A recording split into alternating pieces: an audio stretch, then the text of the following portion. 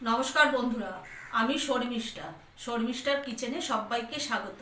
আজকে আমি আপনাদের সঙ্গে একটা দারুণ স্বাদের রেসিপি শেয়ার করছি, ফুলকপি আলু দিয়ে ডিমের অমলেট কারি। চলুন দেখে নিই কীভাবে বানাই। ফুলকপি আলু দিয়ে ডিমের অমলেট কারির জন্য আমি এখানে নিয়ে নিয়েছি, এখানে ফুলকপিগুলোকে আমি এরকম বড় বড় সাইজ করে কেটে নিয়েছি, আর এখানে দুটো আলু দিয়েছি। আপনারা আলু বা ফুলকপি যদি বেশি পরিমাণ দরকার হয় তাহলে অবশ্যই নিয়ে নেবেন। আমার এইটুকুনি দরকার, তার জন্য আমি এখানে নিয়ে নিয়েছি। আপনাদের যদি বেশি দরকার হয় বেশি করে নিয়ে নেবেন।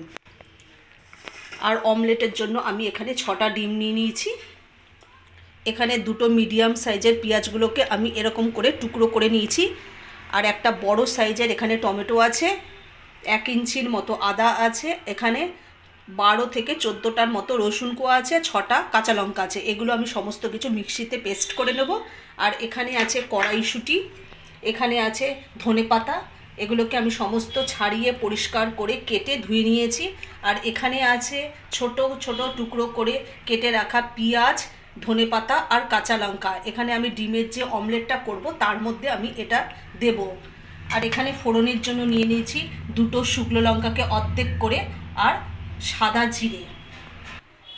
একটা পাত্রের মধ্যে আমি ডিমগুলোকে ফেটিয়ে নিয়েছি, আর এখানে যে ধনেপাতা, কাঁচা লঙ্কা আর পেঁয়াজটা কেটে রেখে দিয়েছিলাম সেটাও আমি দিয়ে দেবো ডিমের মধ্যে। আর পরিমাণ মতো আমি এখানে নুন দিয়ে দেবো। এবার আমি ডিমটাকে একটা চামচ দিয়ে ভালো করে ফেটিয়ে নেব। আমি গ্যাসটা ধরিয়ে দিলাম, কড়াইটা আমি বসিয়ে দিচ্ছি। আমি অল্প পরিমাণ তেল দিয়ে দেবো ডিমের অমলেটটা করার জন্য। আমি অল্প অল্প করে ডিমের অমলেট করে নেবো, একবারে সবটা দেবো না। কড়াইটা ভালো করে গরম হয়ে গেছে, আর এখানে তেলটাও গরম হয়ে গেছে। এবার আমি গ্যাসের ফ্লেমটাকে একটু আস্তে দিয়ে দেবো, দিয়ে আমি অল্প অল্প করে ডিমের অমলেটটা করে নেবো, একবারে সবটা দিয়ে দেবো না, আমি এখানে অল্প দেবো।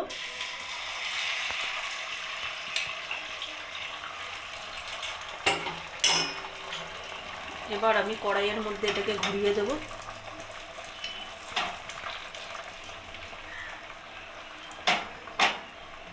দেখুন,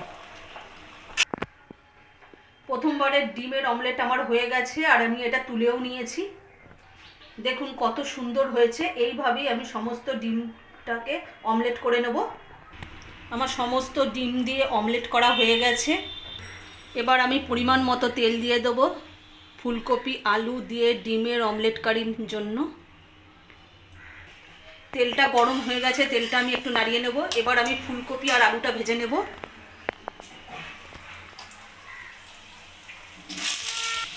প্রথমে আমি আলুগুলোকে লাল লাল করে ভেজে নেব। আলুটা ভাজা হয়ে গেছে, আমি তুলে নিয়েছি। এবার আমি ফুলকপিটাও ভেজে নেব লাল করে। ফুলকপিটা লাল করে ভাজা হয়ে গেছে, এটা আমি তুলে নেব।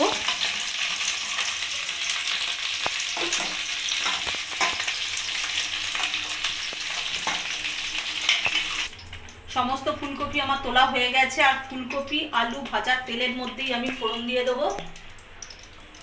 এখানে আমি শুকনো লঙ্কা আর জিরা আমি ফোড়ন দিয়ে দিলাম। এবার ফোড়নটা আমি ভালো করে ভেজে নেব।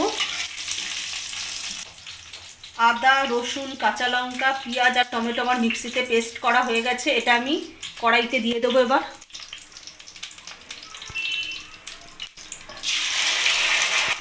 আমি ওই মশলার মধ্যে কড়াইশুঁটিগুলো আমি দিয়ে দেবো।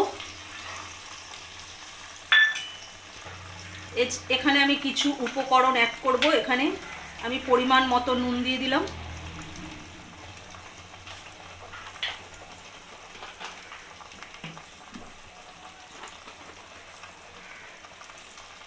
হলুদ গুঁড়ো 1 চামচ দিয়ে দিলাম, আর হাফ চামচ দিলাম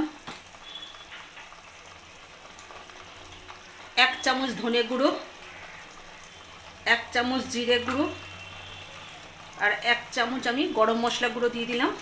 ভালোভাবে কষিয়ে নেব।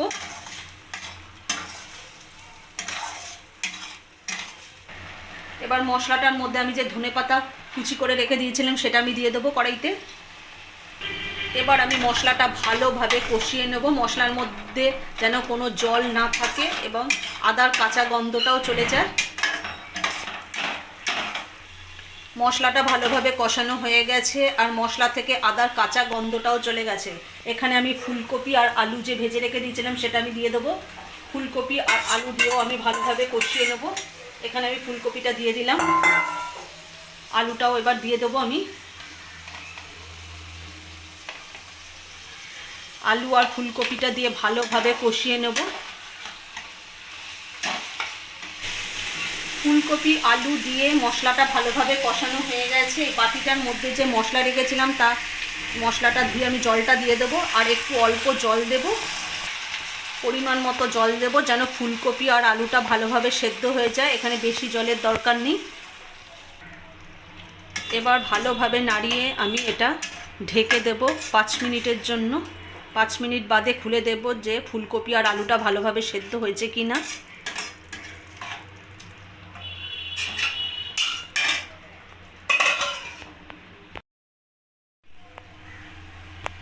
এবার ঢাকাটা খুলে দেখে নেবো যে ফুলকপি আর আলুটা ভালোভাবে সেদ্ধ হয়েছে কি না। আলুটা ভালোভাবে সেদ্ধ হয়ে গেছে, কিন্তু ফুলকপির যেহেতু ডাঁটি আছে ডাঁটিগুলো একটু শক্ত হয়ে গেছে। আমি আবার একটু ঢেকে দেব 2-3 মিনিটের জন্য। আমি তার আগে আমি এখানে যে ডিমের অমলেটগুলো করেছিলাম সেটা আমি কড়াইতে দিয়ে দেবো।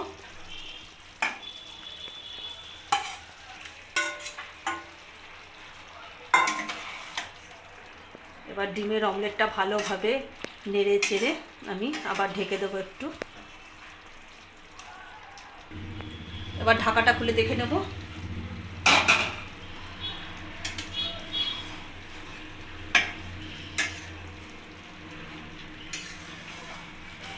ফুলকপিটা ভালোভাবে সেদ্ধ হয়ে গেছে।